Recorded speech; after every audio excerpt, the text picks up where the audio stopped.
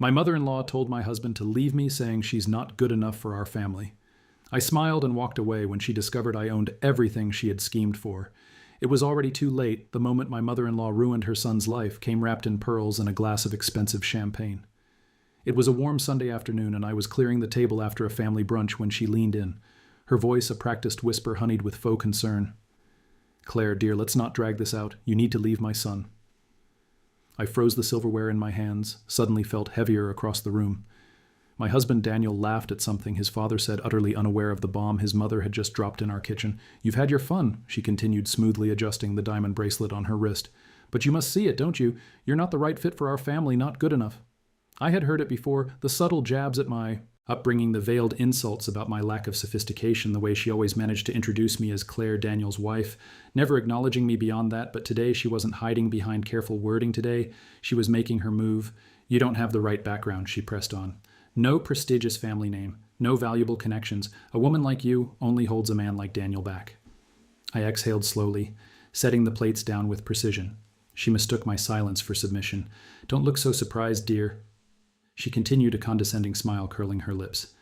"Daniel will remarry. We'll find someone more suitable for him. Someone with the right family. The right class. You understand, don't you?" So that was it? This wasn't just insult, it was an ultimatum. Daniel's mother had decided my time was up. She expected me to crumble, to be humiliated, to pack my bags and slink away quietly while she picked out a new, better wife for her precious son. I smiled, not the smile of a woman defeated, but the kind of smile that should have made her uneasy. I understand perfectly then. Without another word, I turned and walked away, leaving her standing there confused by my lack of resistance. She had no idea that the house she loved to parade around in, the one with the marble countertops and floor-towing windows, wasn't Daniel's. No idea that the thriving business she had always belittled, dismissing it as my little project, had outgrown Daniel's entire career. No idea that the money she so effortlessly enjoyed, the luxury vacations, the extravagant gifts, had come not from their family's wealth, but from the empire I had built from scratch. She thought she had won. She had no idea she had already lost that night. I didn't tell Daniel about his mother's little suggestion. I didn't have to, because while she was busy scheming to push me out, she had no idea that she was standing in a house that didn't belong to her. Literally our mansion, the one she adored showing off to her friends. The one she believed was Daniel's achievement was mine. I had bought it before we were even married in my name with my money. I had allowed Daniel to put on the show, to let his mother believe that he had provided this life for us. But in truth, his paycheck barely covered the property taxes. It was all mine. And the moment she decided I was disposable, she had sealed her own fate over the next few weeks. My mother-in-law became increasingly bold. She dropped hints to Daniel, her words sugar-coated in concern. "Claire just doesn't understand our lifestyle, sweetheart. Wouldn't you be happier with someone who truly fits in? It's not her fault. Of course she was raised differently, but let's be realistic here." I watched as Daniel, oblivious as ever, laughed off her comments, never suspecting the storm brewing beneath the surface. Then came the final push one evening. I overheard a hushed conversation between Daniel and his mother in the next room. "She's not right for you," she urged. "You've given her enough. It's time to move on." And then the moment of truth: "If you divorce her now, I'll make sure you walk away with everything." I nearly laughed out loud. She thought she had power over me. She had no idea that night as I lay in bed beside my husband, the man who had unknowingly let his mother declare war on our marriage. I realized something. I wasn't angry. I wasn't even surprised. I was just amused, because the truth was they had already lost. They just didn't know it. Yet the first crack in Daniel's perfect world came the next morning at breakfast. I sat across from him, sipping my coffee, watching as he scrolled through his phone with his usual distracted ease. He had no idea what his mother had set in motion the night before, no idea that the battle had already begun. "You're quiet today," he mused, glancing up from his screen. "Everything?" "Okay," I smiled. "Everything's perfect. And it was because I had made my decision. I wasn't going to beg. I wasn't going to argue. I wasn't even going to fight. I was going to let them win, or at least let them think they had won, because what's more satisfying than defeating your enemy, letting them dig their own grave first? By mid-afternoon, I received the first text. It was from my mother-in-law, Daniel, and I had a lovely lunch today. He agrees it's time to move forward. Time to move forward. She thought she was already in control. I took a sip of wine, letting the message sit unanswered for a while. I wanted her to feel confident, overconfident. 2 hours later, another message arrived. I hope you understand, Claire. This is what's best for everyone." I chuckled. "Best for everyone." "No, Margaret, it was only best for you. But I played my part." Of course, I texted back. "I understand perfectly. She must have nearly dropped her champagne flute." I imagined her. Delight probably calling her friends, telling them how effortlessly she had removed me from her son's life. I could practically hear her gloating. She took it so well, she knows her place. Finally, Daniel can be with someone worthy of our family. Oh, Margaret, she truly had no idea that evening Daniel arrived home later than usual. He hesitated in the doorway as if weighing his words. Good, he was feeling guilty already. Hey, babe, he started. Can we talk here? It was, of course, I said, sitting down on the couch. He sat next to me, rubbing his hands together, his classic nervous tick. God, he was predictable. I think we should separate. He finally said. I tilted my head, pretending to process his words. Oh, it's just, we want different things. He explained, using the same rehearsed lines. Every cheater, liar, and coward has used since the dawn of time, who's we? I asked just for fun. A flicker of discomfort crossed his face. He wasn't used to me being so calm. He had probably expected tears, anger, some kind of outburst, but all I did was smile. If that's what you want, Daniel, I said smoothly. He blinked. Wait, you're not upset. Why would I be? He searched my face, confused. This wasn't the reaction he had been expecting. You don't want to fight for our marriage, should I? I asked, standing up. It seems you've already made up your mind. I walked into our bedroom, grabbed a suitcase, and placed it on the bed. I'll give you some space. I said, I'll stay somewhere else for a while. The look on his face was priceless. Claire, wait, I don't mean you have to leave tonight, I just meant, but I was already packing. Let him think I was hurt. Let him think I was heartbroken. Let him think he was in control. Little did he know I was leaving, all right? I was leaving him in the exact position his mother had wanted, completely free. But freedom, it was about to cost him everything. I stayed at a luxury hotel that night, the same one my mother-in-law had once bragged about, hosting charity events, and the irony was almost poetic. I took my time ordering champagne, sitting by the window overlooking the city skyline, enjoying the quiet tomorrow. Margaret would wake up believing she had won. Daniel would believe he was moving forward unburdened by me, but by the time they discovered what they had truly lost, it would already be too late. Margaret must have woken up feeling victorious. I imagined her sipping her morning coffee in that sunlit dining room, basking in the glow of her triumph. She had done it. She had erased me. She had removed the woman she believed was unworthy of her precious son in her mind. The next phase had already begun. She would find Daniel a new wife, one who came from the right background, someone she could mold, control, own. And as for me, I was supposed to be broken.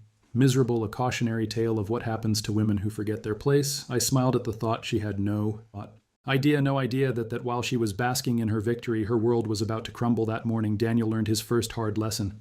I got a text from him around 10 a.m. Claire, we need to talk. Something's wrong with the house.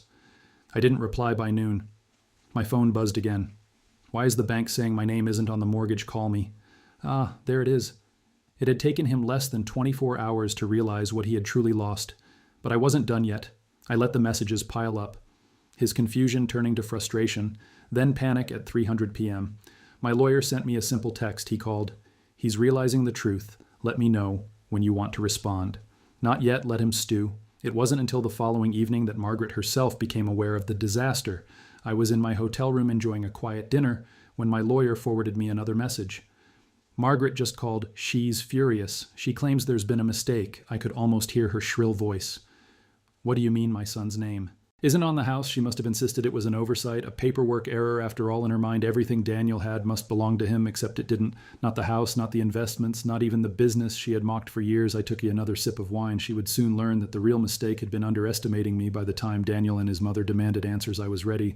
I met them at the house, the one Margaret had once loved calling their family estate. Daniel was already waiting in the driveway. Arms crossed, pacing. Margaret was beside him, her carefully polished poise beginning to crack.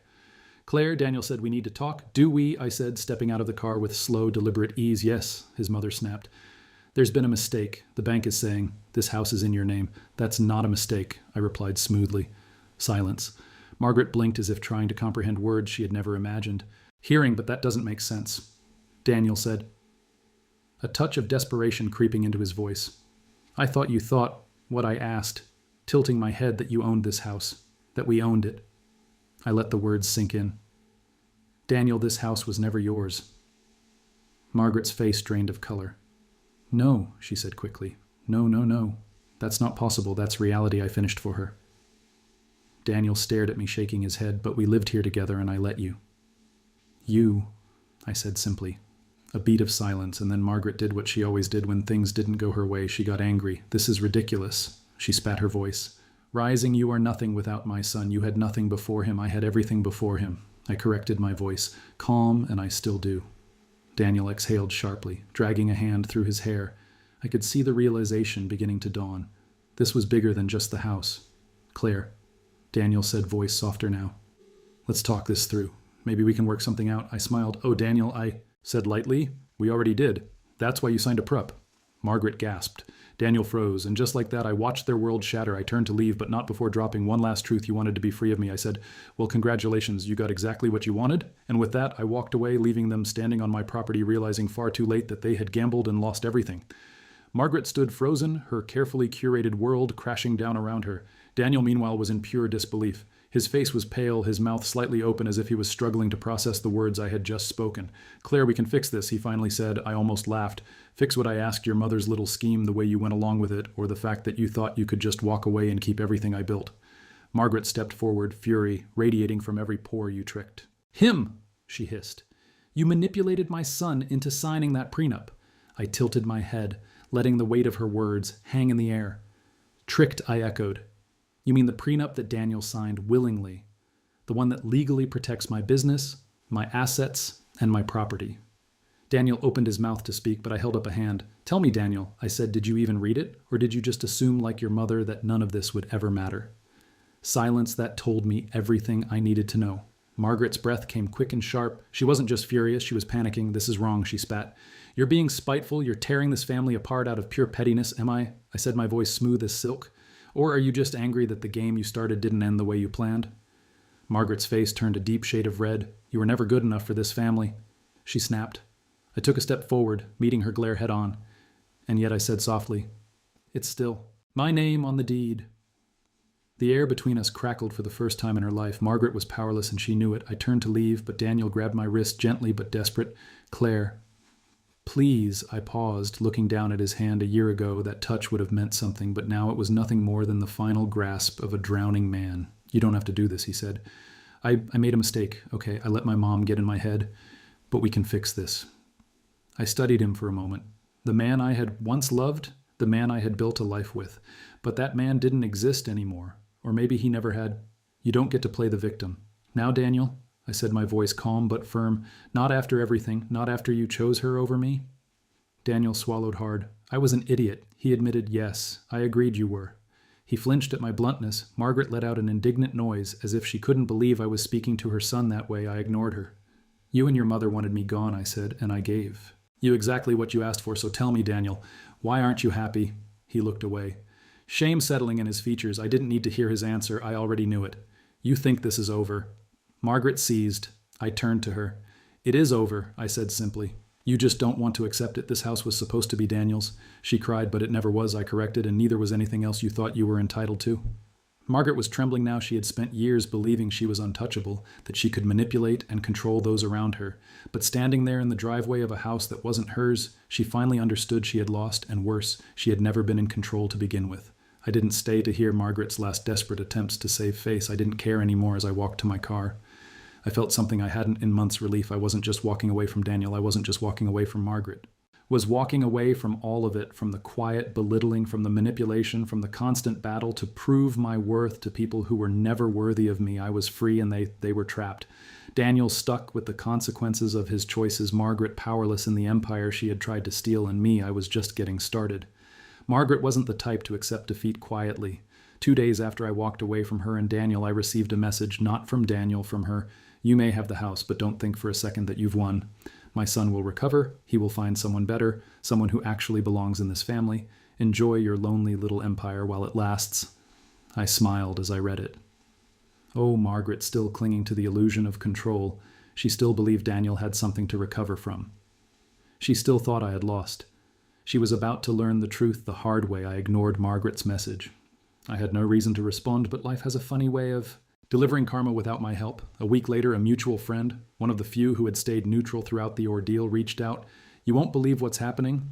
I sipped my coffee, amused, try me. Daniel lost his job. That caught my attention. How apparently Margaret went to his boss. She tried to get him a promotion, saying he deserved it after.